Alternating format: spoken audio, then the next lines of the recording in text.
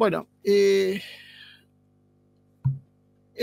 vamos a empezar con una noticia que apareció en los medios argentinos que nos va a servir para ir desglosando una cuestión que tiene que ver con la discusión a nivel global entre modelos. Apareció una nota en La Política Online que me pareció interesante porque hablaba el título es "El conflicto permanente que plantea Javier Milei para gobernar, incluso con quienes apoyan el actual proceso, no es visto como un problema", decía, por el Círculo Rojo. Las peleas de los gobernadores aliados es un síntoma más que visible de este problema, ¿no? ¿Por qué decía esto? Porque parece que, bueno, hay unas cuestiones que tienen que ver con cierta molestia que hay con algunas acciones que está haciendo en realidad Milei. El título de la nota en realidad era "Los empresarios creen que Milei tiene que normalizarse, no puede seguir así por 2 años". Ellos se referían básicamente a la política confrontativa constante de Milei, ¿no? Y citan en la nota palabras de Juan Carlos Maqueda, ex juez de la Corte Suprema, que de alguna manera empieza a mostrar el malestar del aparato judicial, diciendo que en el ámbito del presidente hay un destrato muy grande por el sistema democrático y que hay una falta de diálogo que lleva a la falta de acuerdo político, que el presidente se asombraría de ver cómo le tienden la mano y demás, ¿no? Y por otro lado, Adelmo Gavi, presidente de la Bolsa de Comercio de Buenos Aires, después de una reunión con Milei, dijo que le pediría a Milei, como lo dijo en el discurso, que modere, en realidad, que el camino era correcto, pero las formas y los ritmos a lo mejor no son los adecuados, ¿no?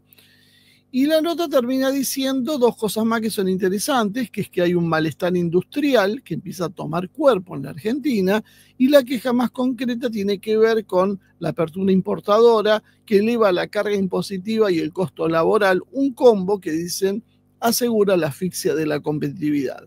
Aún eliminando el fuero laboral y pagando impuestos cero, no podríamos competir con China, de lo cual deduce el empresariado argentino que se necesitan políticas de protección industrial. No se caigan de espalda, por fin el empresariado argentino parece que entendió que no puede ir por un programa que destruye su propia capacidad, no tienen capacidad para competir con China, por eso decía Iván que íbamos a hablar algo de esto. Y Paolo Roca, bueno, uno de los popes del empresariado argentino, CEO, dueño de Chint, movió una ficha más, dice la nota, como una mojada de oreja al gobierno, y organizó un foro en el marco de ProPymes. Ya suena raro esta gente hablando de pymes, ¿no? Que se refería o que trata de nuclear a los personajes más importantes del proteccionismo industrial a nivel global. Esto auspiciado por una de las corporaciones más grandes de la Argentina, ¿no? Se va a hacer el 20º Seminario Internacional del Boletín Informativo el 21 de agosto y van a traer a Robert Lighthizer y Dani Rodrik. Milei, en realidad, lo que está haciendo es recibiendo una advertencia de que está yendo por un rumbo equivocado. Y esto se traduce en que los sectores que históricamente apoyaron el liberalismo, el libre cambio, ahora empiezan a promover otra cosa, empiezan a mirar hacia otro lado. Y la pregunta es obvia, ¿pero qué está pasando? ¿Por qué pasa esto? Bueno, vamos a ir viendo un poquito. Este Robert Lighthizer es un abogado y diplomático estadounidense, representante de la Cámara de Comercio de los Estados Unidos entre el 2017 y 2022, bajo presidencia de Trump. Es calificado como un proteccionista económico, como un nacionalista comercial, pertenece al Partido Republicano, en que ha trabajado con los demócratas en temas comerciales. Trabajó en los años 80 como subsecretario de Comercio bajo el gobierno de Ronald Reagan. En el sector privado representó a industrias como la del acero contra prácticas que considera desleales por parte de China y otros países. Por otro lado, también fue arquitecto de la política comercial de Trump, renegoció el NAFTA, ahora US Bank CA, UMSCA sería la sigla impronunciable para nosotros, impuso aranceles a China, presionó a Europa, reescribió las reglas del comercio con un sesgo, podríamos decir, proteccionista, soberanista, y además cree que el libre comercio ha perjudicado a la clase trabajadora estadounidense. Considera los acuerdos multilaterales como algo que beneficia a las élites y perjudica a la base industrial del país. Y es un defensor de acuerdos bilaterales donde Estados Unidos puede imponer su peso específico, ¿no? Es uno de los que más cuestionó, además, la entrada de China en la OMC. Y por otro lado, Dani Rodrik es un economista turco-estadounidense, profesor de la Harvard Kennedy School, especialista en economía, política internacional y desarrollo, es crítico del neoliberalismo, defensor de la globalización con control democrático, no tiene afiliación política, aunque sus ideas suelen estar más cerca de las posiciones socialdemócratas. Por otro lado, él es reconocido por su crítica a los modelos de apertura irrestricta y por su defensa de políticas heterodoxas.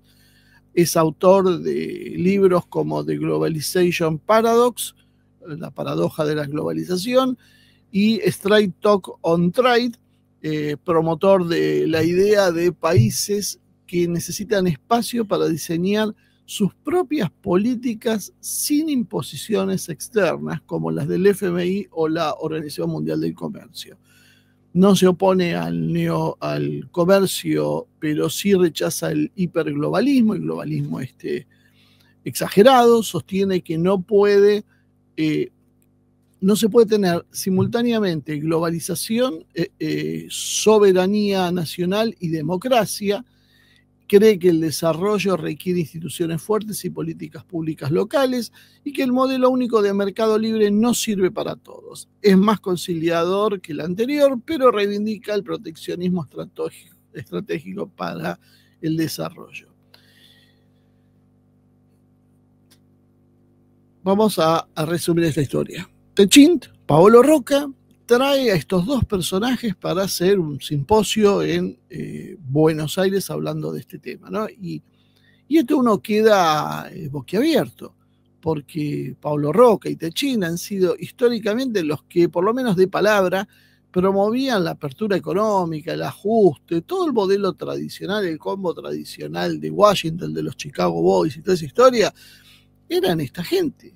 Algunos más, un poco menos, pero todos los empresarios eran los que estaban esto. Algunos tenían más orientación por sus propios negocios, más orientación hacia el mercado interno, pero en definitiva ninguno de estos se lo podía tildar de populista, como sería un programa como el que esta gente defiende, ¿no? Y eso nos hace pensar que algo está pasando. Y eso es el programa básicamente de hoy, el video, lo que queríamos hablar de hoy, ¿no? Que tiene que ver con cuáles son las razones básicas, qué es lo que está en juego, cuáles son las corrientes económicas, qué es lo que está pasando con el globalismo, finalmente, y sobre todo, que esta es la parte, creo, podríamos decir, más innovadora en esto, es cómo se están reorientando las élites económicas, incluyendo las argentinas. El globalismo liberal, obviamente, ya creo que estamos todos de acuerdo, está en absoluto retroceso, excepto para Javier Milei. Javier Milei es el único que cree todavía en el globalismo extremo. Después el resto ya no. La agenda internacional dominó de los años 90, se hablaba de desregularización del comercio, libre comercio, apertura financiera, la Organización Mundial del Comercio, el FMI, los tratados de libre comercio, eso era lo que privaba. Y el mercado, según esta gente, optimizaba la disposición de recursos, ¿no? Era la mejor forma de disponer de los recursos, dejando que el mercado decida hacia dónde ir. Pero pasaron cosas, como diría un expresidente argentino, y llegó la crisis del 2008. Llegó la pandemia y la guerra de Ucrania y todo colapsó. Se vio que este modelo era absolutamente frágil, que había exigido una deslocalización tan excesiva que hoy, por ejemplo, el 90% de los medicamentos que se consumen en Estados Unidos están producidos en otros países, que cuando vimos la pandemia no había una jeringa que sea de producción estadounidense. Bueno, si Estados Unidos estaba en esa circunstancia, imagínense lo que nos queda para el resto. Entonces esto generaba una dependencia estratégica y una desigualdad creciente que hoy ha perdido legitimidad política y apoyo popular, sobre todo en los países desarrollados. Argentina es una excepción, pero en el resto del mundo este modelo empieza a hacer agua por los cuatro costados. La gente ya no cree en una globalización que no tiene rostro y tampoco tiene patria. Aparecen entonces, o reaparecen, nuevas corrientes emergentes, muy diferentes entre sí, pero que todas tienen en común que el soberanismo económico. El soberanismo económico se presenta como lo hace Putin en Rusia, pero como lo hace Modi en la India, como lo hace Meloni en Italia, Trump en Estados Unidos o Orbán en Hungría.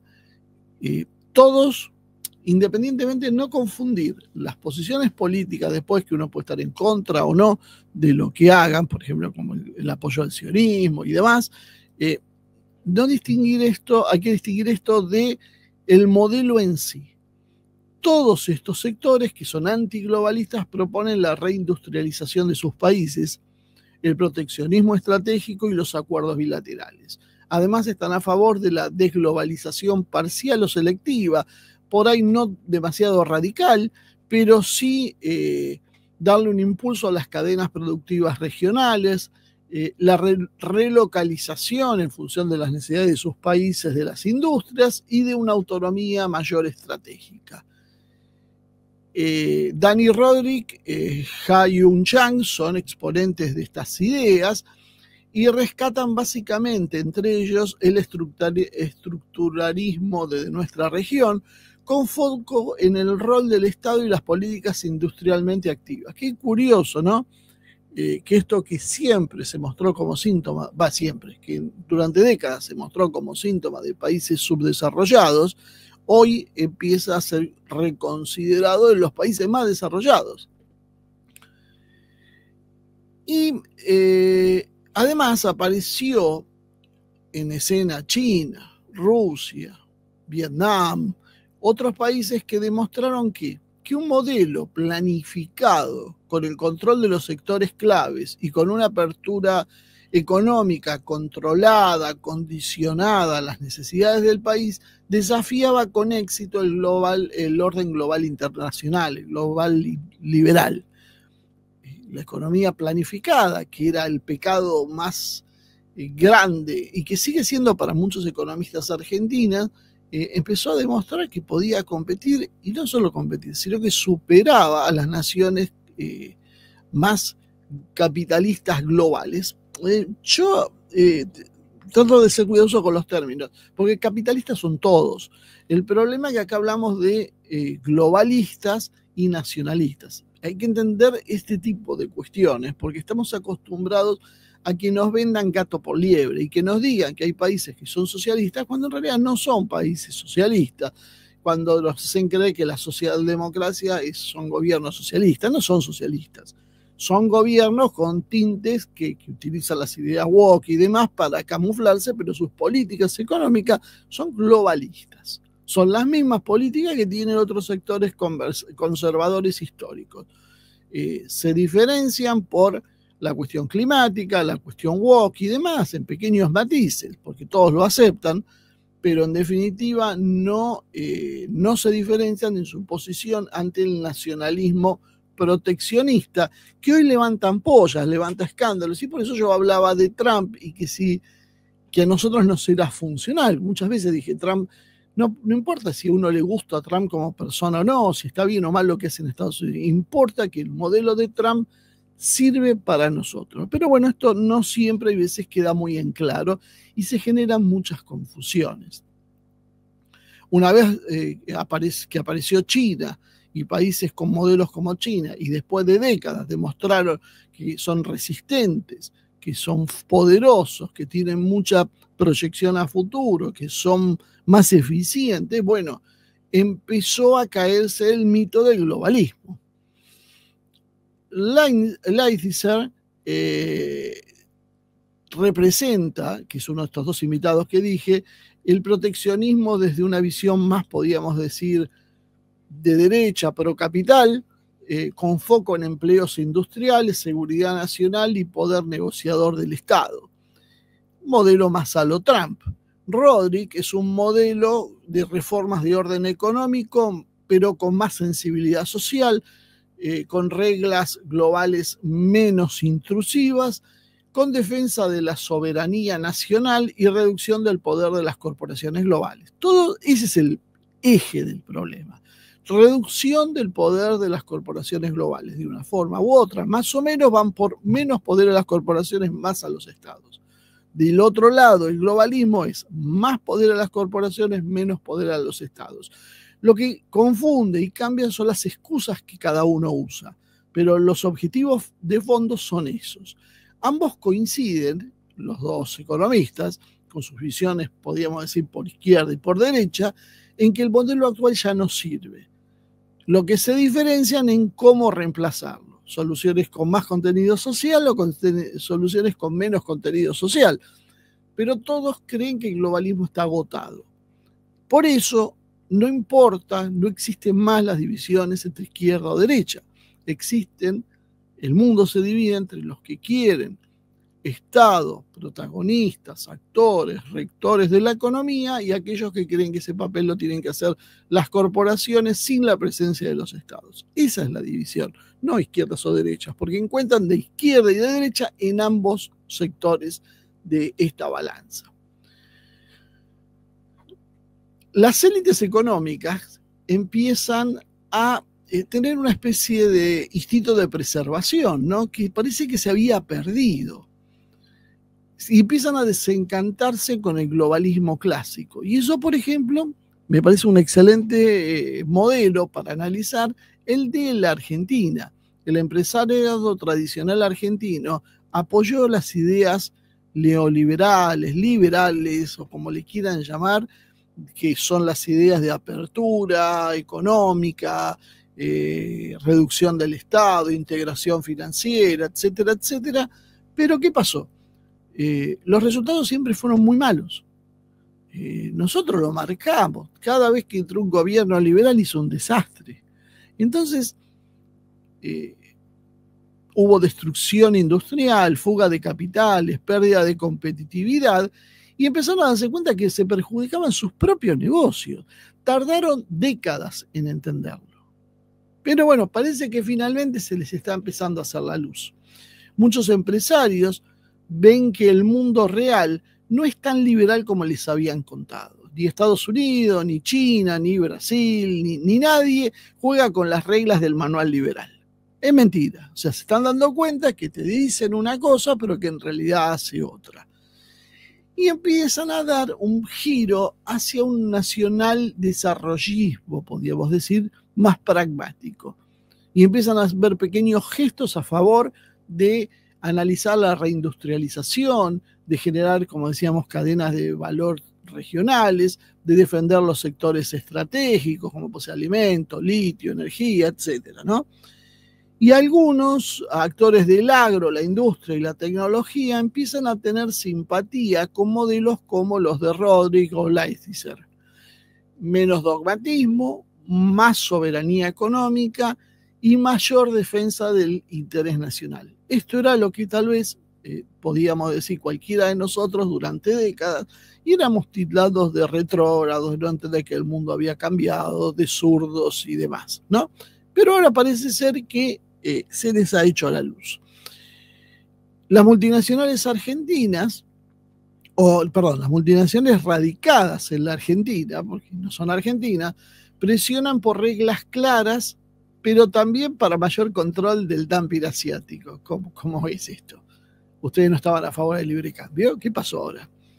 Los grupos industriales históricos, como Techint, Siderca o Arcor, apuestan a políticas de sustitución selectiva, aunque abiertamente no se atreven todavía a plantearlo. Y empresarios pymes, obviamente estos más abiertamente, piden barreras no arancelarias y créditos blandos, que es lo opuesto al liberalismo extremo.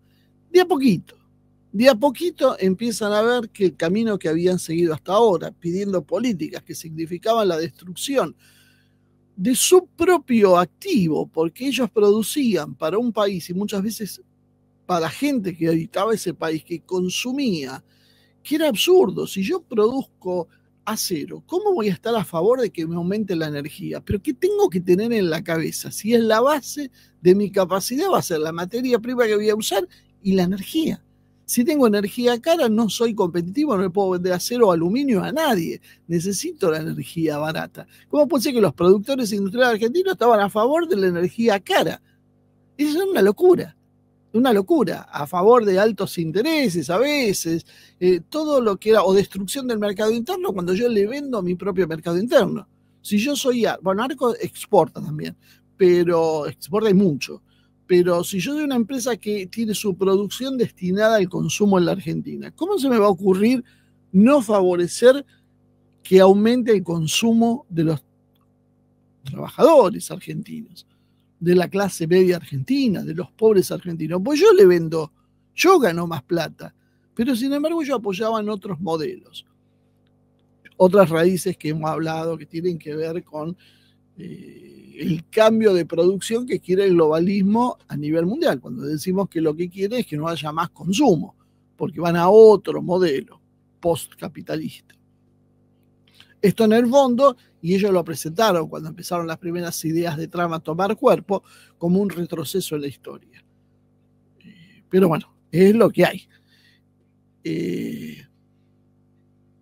Entonces la pregunta es, ¿cómo puede ser que los empresarios, tipos que, ustedes imagínense que tienen miles de millones de dólares, no estamos hablando de un pequeño empresario, estamos hablando de los mega empresarios, los que son dueños de medio país, ¿cómo esta gente no se dio cuenta antes? ¿Cómo puede ser que yo obtenga miles de millones de dólares, tenga los mejores cerebros, se supone, asesorándome y cometa este error tan fundamental? Y que nosotros desde acá, sin un recurso, pudiéramos saber que estaban equivocándose y que jamás te iban a escuchar, porque no te escuchan. Porque en realidad ellos confiaban en quiénes, en los técnicos. Por eso en algún momento se instauró esta tecnocracia, que son técnicos formados por fuera de la realidad, podríamos decir de la realidad nacional, que o por ignorancia, porque tienen premisas muy académicas y muy cerradas en sí mismos, o porque simplemente son funcionales a intereses externos, es básicamente a alguien que le paga su sueldo. Porque esta gente es la que fue influyendo, pero no fue solo eso. Primero hubo la instalación de una idea de técnica neutral. Es decir, los empresarios argentinos creyeron que quienes eran los más aptos para conducir el país y para conducir sus propias empresas. Aquellos que tenían títulos en Harvard, en Chicago, en Columbia, porque esa formación les garantizaba el éxito. En algún momento, hace medio siglo atrás, tal vez esta gente hubiese tenido una capacidad para desarrollar. Pero claro, ¿en qué se equivocaron? En que esos técnicos no eran neutrales y trabajaban para el que mejor le pagaban, sino en realidad estaban formateados para una matriz ideológica que iba a ser la génesis del globalismo liberal y que estaba profundamente alineada con los intereses de los centros financieros, como Wall Street, como la City de Londres, como el FMI o el propio Tesoro de los Estados Unidos. Entonces ellos venían con ideas abajo del brazo de apertura económica, de tipo de cambio alto, de desregulación financiera, de sacar subsidios a las tarifas, de empobrecer el mercado interno, de achicamiento del Estado, que no fueron diseñadas para fortalecer las periferias productivas, sino para subordinarlos. Esta gente, el programa que traía, no estaba diseñada para que países como la Argentina o Brasil crezcan, sino para evitar que crezcan, para favorecer a quienes ganaban con países como los nuestros no creciendo y regalando sus riquezas. El modelo neoliberal entonces terminó funcionando como una especie de bomba de relojería. Los empresarios, los grandes magnates, creyeron que hacer estas cosas les iba a dar acceso a la tecnología de punta, al financiamiento externo y a los mercados. Y nunca sucedió eso. Y acá en la Argentina lo tenemos más que claro. Siempre hay un motivo para ver que nunca llegan los capitales de afuera. Siempre hay un motivo para ver que los capitales que se rigen por reglas que fijan, por ejemplo, 3 agencias de calificación que nunca, hagas lo que hagas, van a encontrar el modelo de decir que está bien que inviertas en tu país.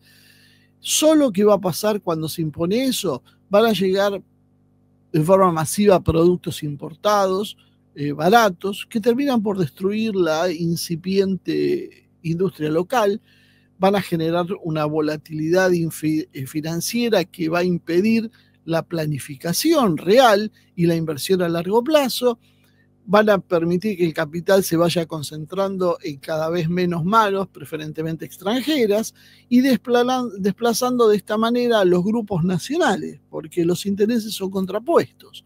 Mientras, como decíamos, los grupos nacionales quieren venderle sus productos a los argentinos, los grupos internacionales quieren tomar los productos argentinos al menor costo posible, es decir, con los menores impuestos, pero también con los menores costos laborales para poder venderlos en otros mercados y ampliar su tasa de ganancia.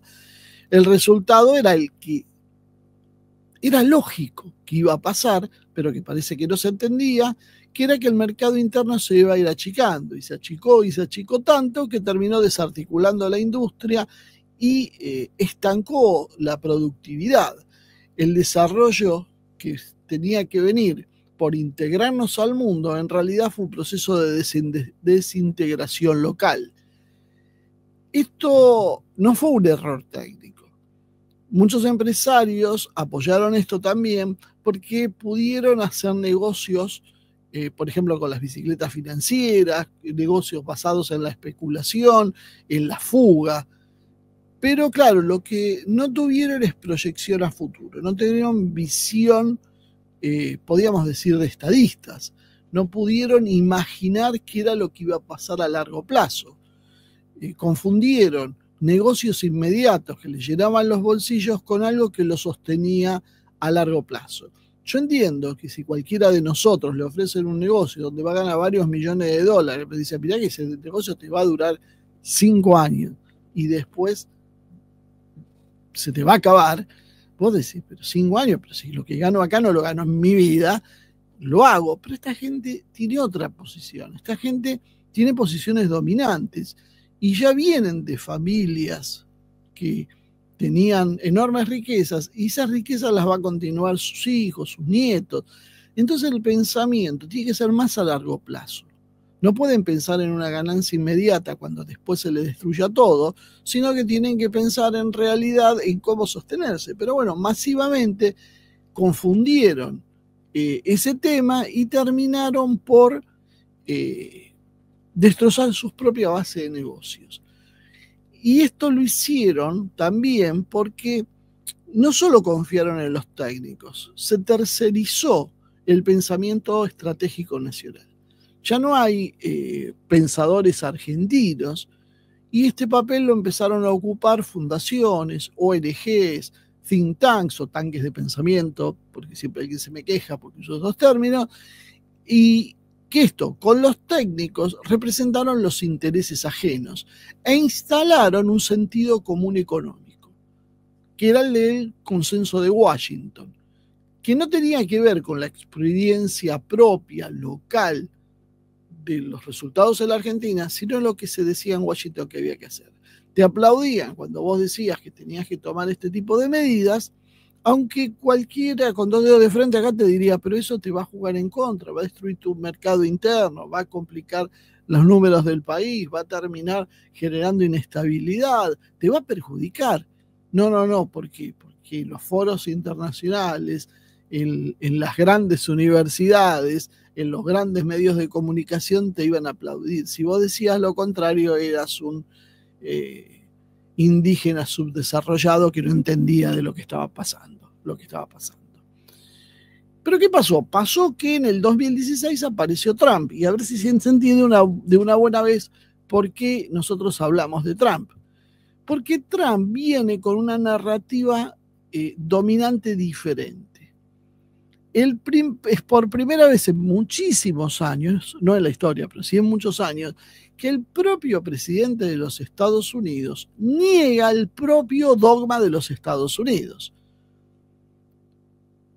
Es decir, Trump viene cuestionando las políticas que Estados Unidos promovió durante décadas. Y Trump viene a imponer aranceles, relocalizar fábricas, cuestionar organizaciones con la OMC, con sus acuerdos de tarifas, y básicamente el uso del Estado empieza a ser visto como una herramienta para proteger industria y empleo. Esto hizo que muchos empresarios en Estados Unidos le brillaran los ojos porque se dieron cuenta que la globalización los estaba matando y las políticas de Trump en Estados Unidos le iban a funcionar. De hecho, les funcionó en sus primeros 4 años de gobierno, vamos a ver cómo le va en este, pero la idea de no gastemos en cosas superfluas, no hagamos guerras para gastar plata, concentremos la producción en nuestro país, no compremos en terceros países cosas de valor agregado alto, tratemos de producir acá y vender los excedentes, que son un manual básico, es lo que vuelve legitimado. No era nada nuevo, pero era algo que necesitábamos. ¿Y a quién se le ocurrió hacer esto? No es que se le ocurrió a Trump nada más, se le ocurrió a mucha gente, pero el único que tenía peso era Trump. Por eso el modelo de Trump era funcionar a nosotros y no el de Biden. Porque el modelo de Biden era la globalización, era la destrucción de nuestras empresas, era la destrucción de la capacidad de regulación de los estados, era entregar nuestra economía y nuestro mercado interno a las multinacionales. Y Trump venía a decir, no, esto para Estados Unidos no conviene. Trump va a defender los intereses de Estados Unidos, no va a defender los intereses nuestros, va a defender los de él. Pero que rompió el consenso global. Eso es lo que a nosotros nos interesaba, porque al romper ese consenso, nosotros podemos decir, nosotros también vamos a poner aranceles, nosotros también vamos a producir esto en la Argentina.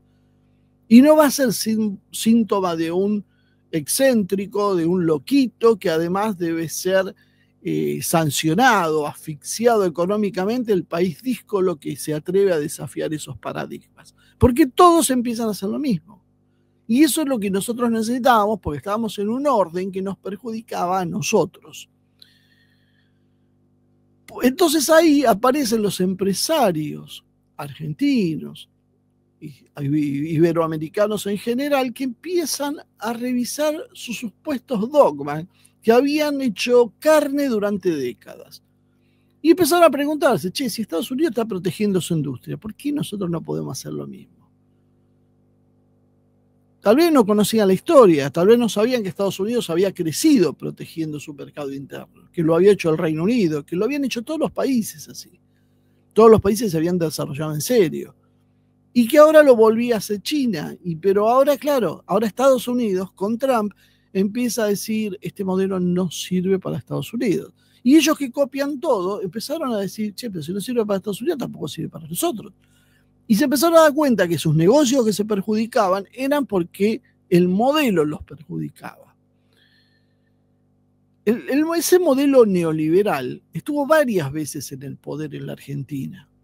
Por no decir que estuvo en una especie de continuum desde hace décadas, desde los años 70 hasta ahora, pero con Martínez de Oz, Cavallo, Macri o Milei tomó cuerpo mucho más que en otros momentos y siempre terminó dejando tierra arrasada. Los países que desafiaron ese modelo, que no hicieron caso a los consejos de Washington, como China o como India, empezaron a salir de una pobreza extrema y nos superaron. El contraste, entonces, ya no podía ser disimulado. El discurso liberal no puede sostenerse con resultados reales y las élites económicas, tarde o temprano, empiezan a notarlo. Entonces, el problema no es la falta de recursos que nosotros tenemos, sino en realidad la falta de un pensamiento estratégico nacional. El empresariado argentino renunció a pensar el país desde sus propios intereses y en su lugar adoptó teorías importadas funcionales a los intereses externos. Estamos llegando a un punto, sí, previo a la aparición del socialismo. Eso no lo vamos a desarrollar hoy, pero de alguna manera la justificación en cómo se va a repartir esto va a tener que ver con el impacto de la inteligencia artificial. Pero por el momento vamos a quedarnos con esto. El modelo está otra vez yendo hacia lo que nunca debió haber abandonado. Cuando el centro imperial, donde se toman las decisiones del mundo, acepta cambiar su doctrina, es decir, Trump en Estados Unidos, ahí empiezan recién a revisar sus convicciones las élites nuestras. Pero claro, el daño ya está hecho, las décadas de desindustrialización están presentes, la dependencia y pérdida de soberanía no se revierten de un momento para el otro. Empezamos a ver un viraje muy tenue, donde podríamos decir que vemos los primeros brotes verdes. Es un viraje que se va a profundizar, pero no lo hará en forma lineal ni absolutamente inmediata, porque lo que nosotros estamos viendo es un transatlántico que está reacomodando su rumbo, que empezó a mover el timón y que empieza muy lentamente a desplazarse, porque las élites económicas empiezan a reorientarse, despegándose de ese dogma liberal, tanto en su versión progresista, es decir, aquellos gobiernos que aplicaban agenda de género, agenda verde, libre comercio, inclusión financiera, como aquellos que aplicaban la versión conservadora, que era de apertura irrestricta, privatismo o radical o Estado mínimo. Da lo mismo. Y van los dos al mismo lugar por distintos caminos. El ciclo histórico entonces está girando. La globalización financiera de los 90 benefició a un tipo de empresarios muy específicos, que eran los especuladores, los exportadores primarios, los rentistas. Y ese ciclo se empezó a agotar. Entonces las guerras comerciales, los bloqueos logísticos, la guerra de Ucrania y el ascenso de China reinstalaron la idea de una frontera, de un Estado, de una industria y una soberanía. Así crece el interés de los actores económicos por los modelos nacionalistas de un nuevo tipo, con industrias, tecnología, capital propio y Estado articulador. Los empresarios entonces buscan sobrevivir no por ideología, porque el empresario no es homogéneo y no tiene intereses ideológicos en realidad. Lo que hace el empresario es seguir el clima de época, ese sentido común que se instaló. Si el mundo gira ahora hacia la autonomía productiva, la relocalización de las empresas, la protección selectiva de sectores económicos y la defensa de sectores estratégicos, el capital se va a empezar a reacomodar. Entonces, la irrupción de Trump va en consonancia con el modelo chino, porque en definitiva Trump, los chinos y los rusos están haciendo lo mismo, con una diferencia. Cada uno lo hace para sí mismo, pero lo que muestran es que se rompe la idea global. Y ahí fracasa entonces el mito del liberalismo argentino que iba en esa dirección. Y en la Argentina empieza a verse el cambio. No es Milei el que va a llevar al cambio, sino en realidad Milei es el último coletazo de un dogmatismo liberal que agoniza. Incluso sus propios aliados empresariales empiezan a mostrar que se están cansando. Cuando Paolo Roca, cuando el presidente de la Bolsa de Comercio critica a Milei, cuando el poder que representa Maqueda critica al poder, lo que está pasando es que le están diciendo, date cuenta, no es por ahí el modelo.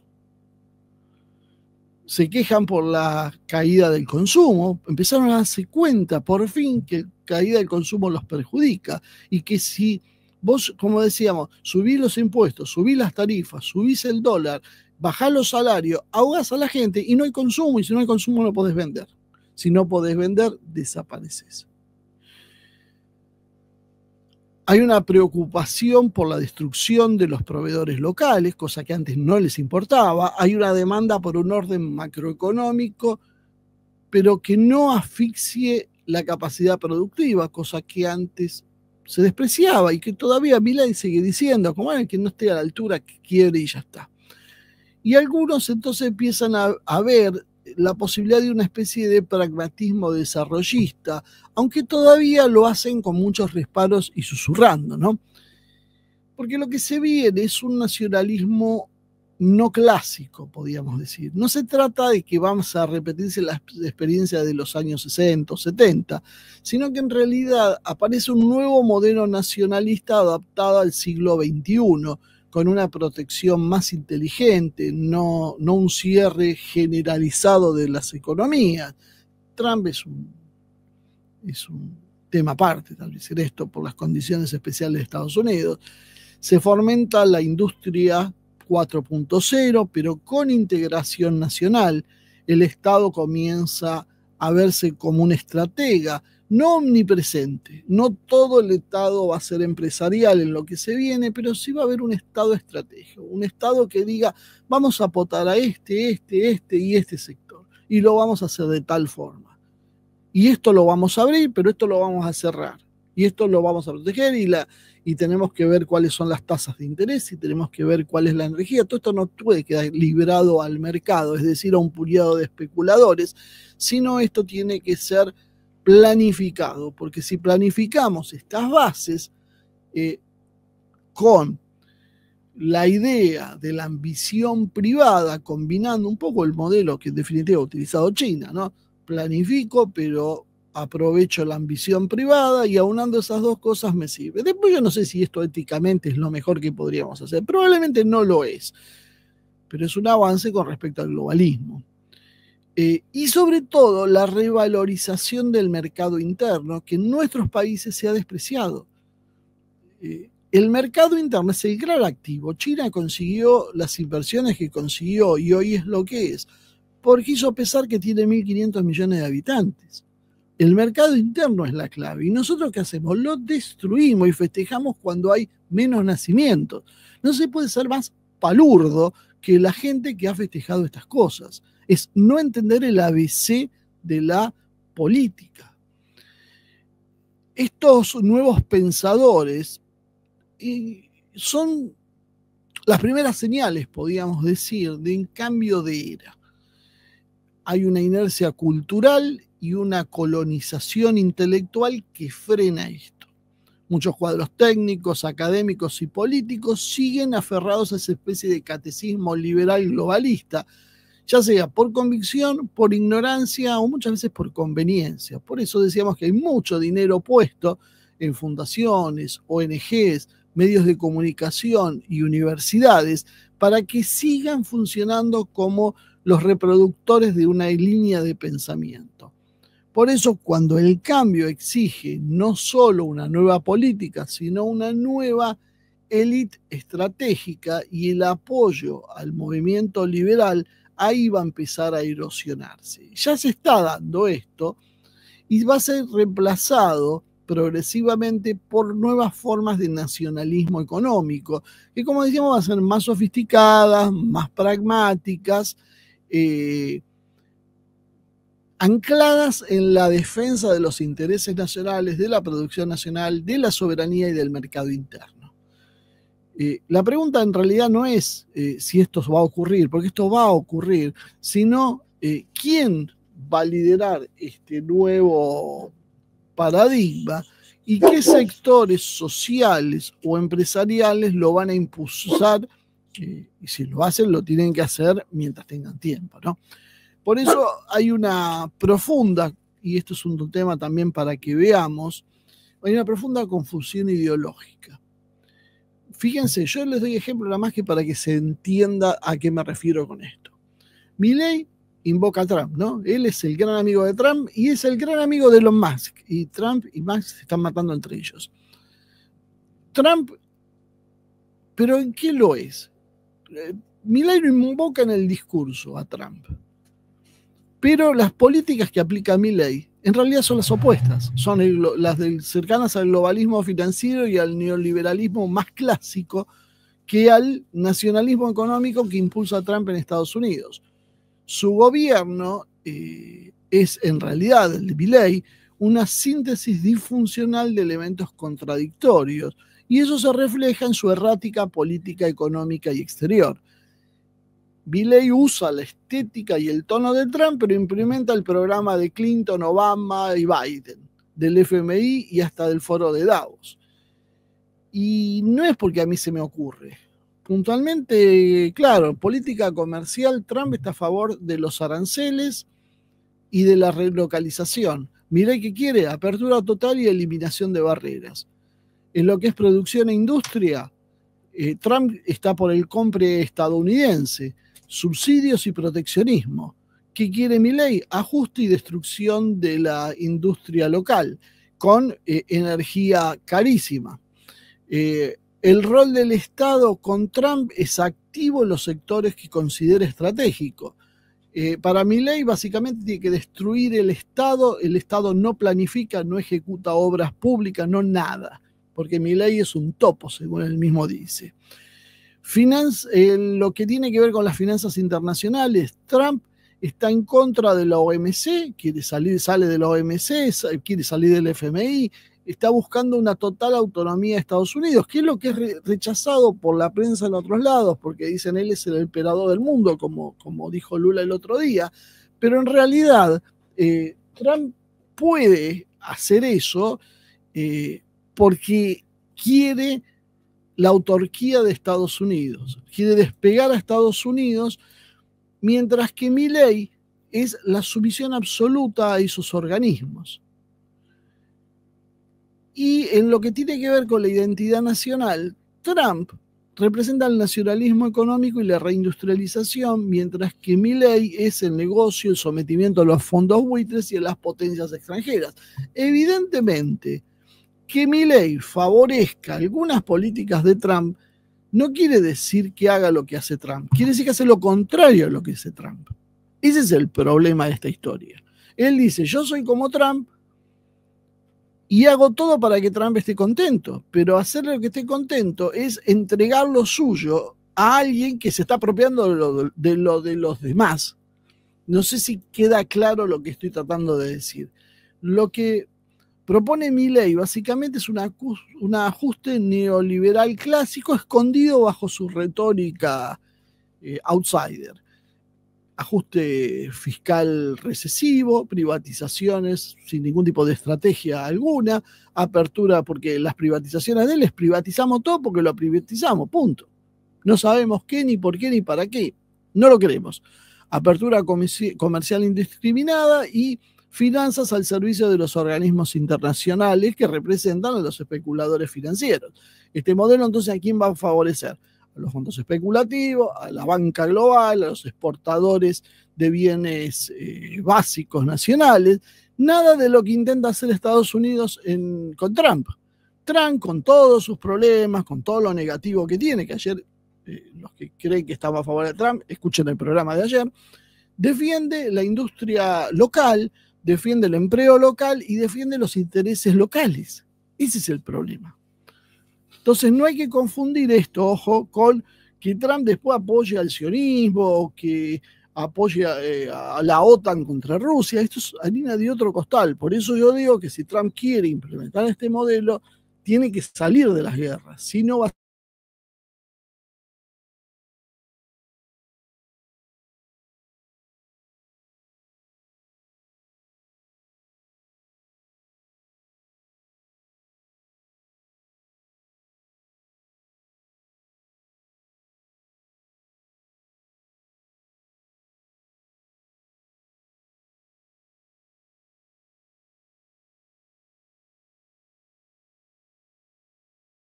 entonces me estoy quedando sin audio. ¿Abro el mío? Espera que voy a ver qué pasa. Ahora ya estás. Ya estoy de vuelta. Bueno, entonces decía que el alineamiento, por ejemplo, que tiene ciego, hoy lo vimos en el acto de la AMI a Milei, no tiene ninguna base estratégica, el alineamiento ciego con Israel, ninguna base estratégica, económica ni geopolítica para la Argentina. Es un acto simplemente de adhesión ideológica y religiosa personal, posiblemente funcional, no lo sabemos cuáles son sus raíces verdaderas, pero creemos que es la idea de captar el apoyo internacional de la AIPAC o el lobby judío de Estados Unidos, satisfacer compromisos personales que tiene para como llegó al poder, pero la Argentina, que es lo que a nosotros nos interesa, no tiene ningún vínculo con esto, ni en defensa, ni en energía, ni en comercio, ni en nada. De hecho, solo tiene problemas porque Argentina ahora, con su nueva posición, ha dañado su relación con el mundo árabe y con el mundo islámico en general, que esto incluye, bueno, no solo, como decíamos, el mundo islámico, de Medio Oriente, Persia, etcétera, sino también de África y buena parte de Asia. Va en contra del espíritu del BRICS, del cual salió, del sur global y del multipolarismo emergente. Milei básicamente es un producto de época. Milei encarna, como decíamos, el último intento de globalismo para manipular el sistema. Es una especie de liberal que odia el liberalismo clásico argentino, pero es lo mismo, o sea, es cambiar figuritas. Y es una anomalía histórica que responde más a una operación cultural y mediática que a una doctrina coherente que haya surgido desde la Argentina. En lo económico, él le da la espalda al giro nacionalista que hoy está recorriendo el mundo y que describíamos anteriormente. Confunde lo que es rebeldía con sumisión, dado que termina arrodillado en Washington, en Tel Aviv y en el FMI, mientras proclama ser independiente y libertario. Milei no representa el nuevo paradigma que estábamos mencionando del nacionalismo que surge, sino el colapso del anterior. No es un emergente de un modelo nacional productivista, sino en realidad es el epílogo, la parte final de un viejo modelo neoliberal globalista maquillado de disruptivo. Es un intento desesperado de las élites financieras por perpetuar un sistema que ya se agotó y que puede solo utilizar a un bufón que grita lo que no puede ya defenderse con argumentos y seriedad. Su fracaso no es solo probable, sino que es necesario para que surja un verdadero modelo soberano, pragmático y alineado con la nueva lógica internacional. Por otro lado, tenemos el caso, y con esto terminamos, el caso de Lula.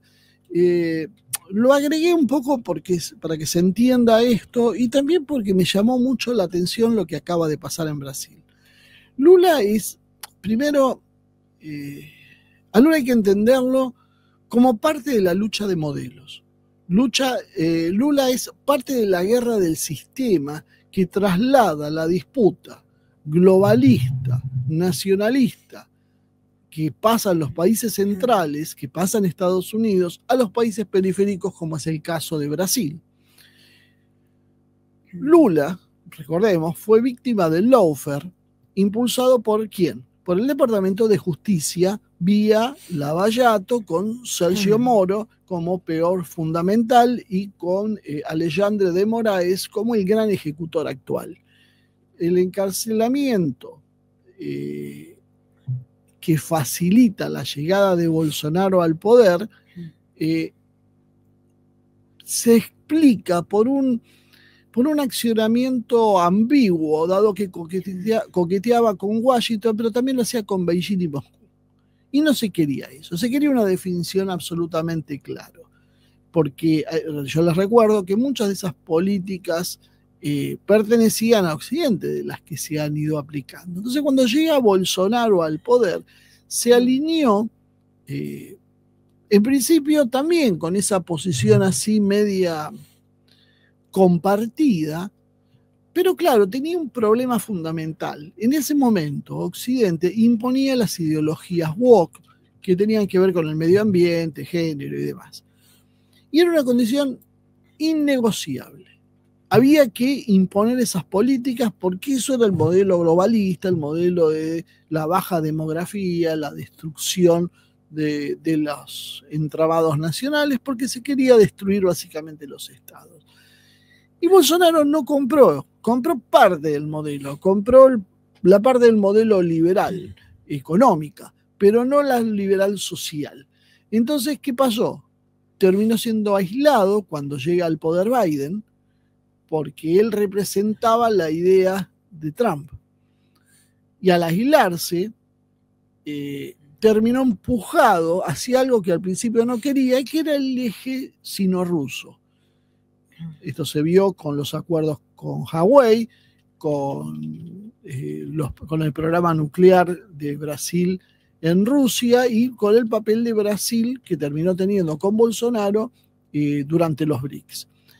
Y esto de alguna manera fue una molestia para ese orden atlántico que venía con fuerza a reemplazar a Trump que estaba saliendo.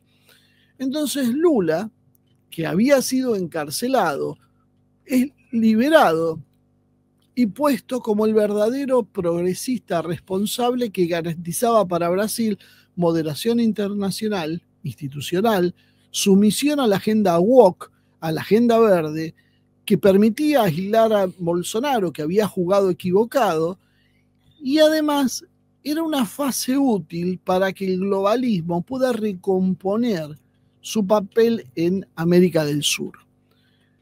Hoy nos enteramos que Lula, o el gobierno brasileño, en realidad la justicia, Alexandre de Moraes, que hablábamos, una especie de emperador de la justicia brasileña, que ha hecho las cosas más insólitas, que solo con el halo progresista de la prensa y el apoyo decidido en esa controversia que hablaba entre los grupos nacionalistas y globalistas, se puede explicar cómo este personaje nunca es cuestionado.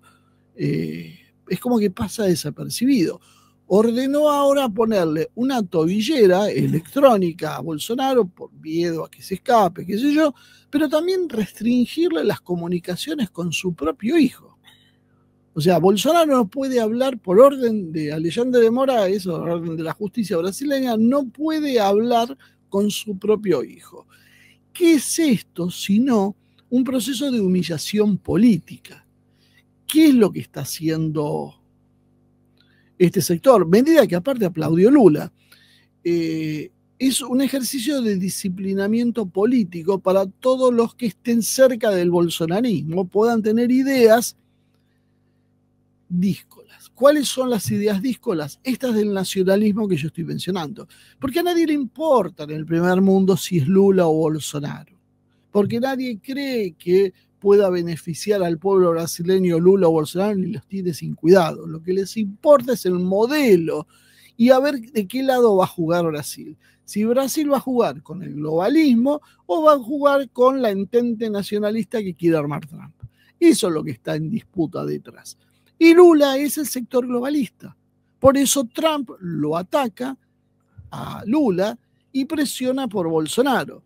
Entonces, con esto se le está mandando un mensaje a todo el sector, militares, empresarios, la iglesia evangélica, todos aquellos que desconfiaban de Lula, no querían a Lula y empezaron a mirar como un nacionalismo económico a Bolsonaro, ¿qué es lo que les espera? Es una especie de ley mordaza aplicada preventivamente a un líder que no fue derrotado ideológicamente, ahí está el problema, sino apenas postergado electoralmente. Para Trump, en realidad, Bolsonaro representa el único intento serio en Sudamérica de articular una derecha nacionalista soberana. Dentro del concepto que estábamos hablando antes, fuera del control de Davos y del Estado profundo estadounidense, que es lo que a Trump le puede tener como importancia, es lo que a Trump le moviliza. Por eso, cada avance que hay del globalismo contra Bolsonaro, en realidad es visto como una señal de alerta para la base de MAGA y de Trump. ¿Por qué? Porque creen que si Brasil cae dentro del globalismo, lo que va a terminar pasando es que va a blindarse el patio trasero sudamericano con la agenda progresista global. No lo toman muy en serio, se dan cuenta con este razonamiento a Milei, y se imaginan que con un Lula considerado, consolidado y fuera de competencia a Bolsonaro, ese modelo puede ir prosperando en otros países. Caso contrario, ese modelo liberal por izquierda va a ir prosperando en la región, y en caso contrario hay una chance para que el bolsonarismo llegue al poder, y ese bolsonarismo en realidad es una extensión del MAGA estadounidense. El 50% entonces de arancel brasileño no es solo una protección económica, sino un mensaje geopolítico. Trump lo que hace es castigar a Brasil porque se alineó con Chile. Y también por no desactivar a Bolsonaro, la persecución a Bolsonaro. La verdad es básicamente una advertencia, no a Lula, sino al establishment brasileño. O se equilibra el juego y juegan con Estados Unidos versión MAGA, o va a haber consecuencias.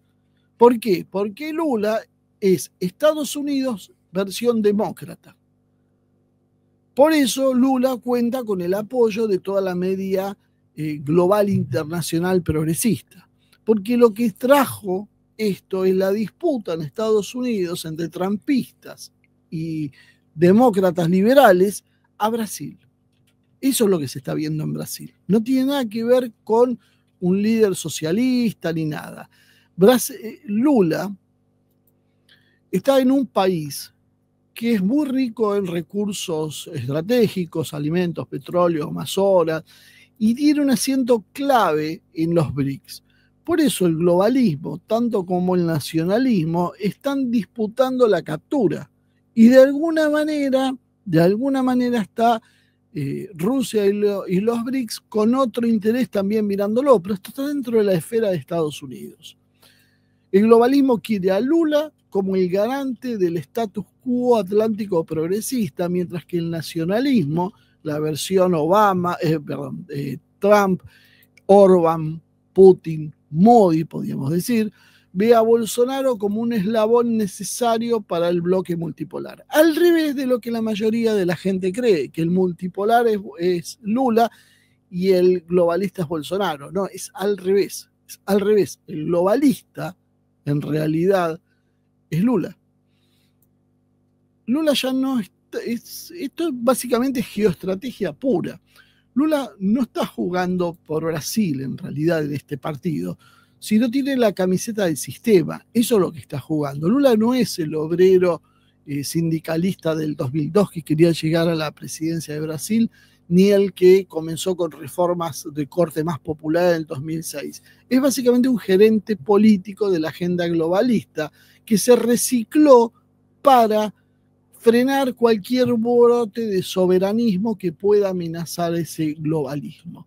La persecución a Bolsonaro, entonces, que aplauden los medios occidentales, es el equivalente simbólico de lo que le pasó a Trump en Estados Unidos con la toma del Capitolio. De hecho, fue un calco. Por lo tanto, Trump y Bolsonaro son la cara pública de algo más grande que está detrás de ellos, que es la disputa, podríamos decir, del patrón de los estados-nación contra el orden financiero supranacional. Que esto es lo que a veces, y ayer lo decía, está en duda si Trump lo va a poder sostener, porque precisamente las presiones sobre Trump se lo están sacando de las manos, y Trump está tomando cada vez más medidas que hace pensar que se está quebrando. Pero básicamente, más allá de esto, es una transición de época donde coexisten dos viejos modelos en pugna. Uno globalista, centrado en el capital financiero, libre comercio, desregulación, subordinación al FMI, las agendas internacionales, la climática, de género, etc. Y otro más soberanista que recupera elementos del nacionalismo económico, planificación estratégica, defensa industrial, comercio bilateral e interés por las reglas impuestas. También hay que considerar que los actores están ideológicamente confusos y confundidos. Lula termina aplicando un modelo económico que es funcional al globalismo, aunque lo hace dentro de una retórica progresista de soberanía popular. Y eso es lo que confunde a la gente, porque la retórica es una cosa y lo que hace es otra. Mientras Milei hace lo contrario, se presenta como el antisistema y admirador de Trump, pero su programa está alineado con el viejo orden liberal financiero. Los empresarios, entonces, argentinos, brasileños, navegan entre dos aguas. Empiezan a ver que el modelo que defendieron por décadas no les sirve, pero todavía no saben cómo reemplazarlo ni quién representa el futuro reemplazo. Los partidos políticos tradicionales no tienen discurso para esto, ni una doctrina coherente para adaptarse a esta posición. No tienen idea dónde están parados, básicamente. Y el progresismo administra además la agenda globalista, mientras que los conservadores se limitan a repetir eslóganes vacíos del liberalismo clásico. Pero nada nuevo hay. Tiene que surgir algo distinto. La región entonces se transforma en una especie de teatro de batalla global. América del Sur, con países como Argentina o Brasil, ya no son solo una periferia, sino empiezan a ser un campo de disputa entre los dos proyectos a nivel internacional que están en juego. No es solo una cuestión de elegir un país o un político, sino de decidir cuál es el tipo de economía que se va a imponer, qué rol va a tener el Estado, quién va a definir las reglas de comercio y si en definitiva se va a aceptar el rol de ser una potencia, una colonia funcional, o realmente se va a poder trabajar por una soberanía alternativa. Estamos ahora mismo en una zona gris donde el viejo modelo aún no muere y el nuevo modelo aún no nace del todo. Y en ese interregno es donde surgen estos gobiernos disfrazados, ideologías cruzadas y alianzas contradictorias. Lo que nos falta en realidad no es poder económico o recursos, sino en primer lugar y por sobre todo claridad estratégica y conducción política.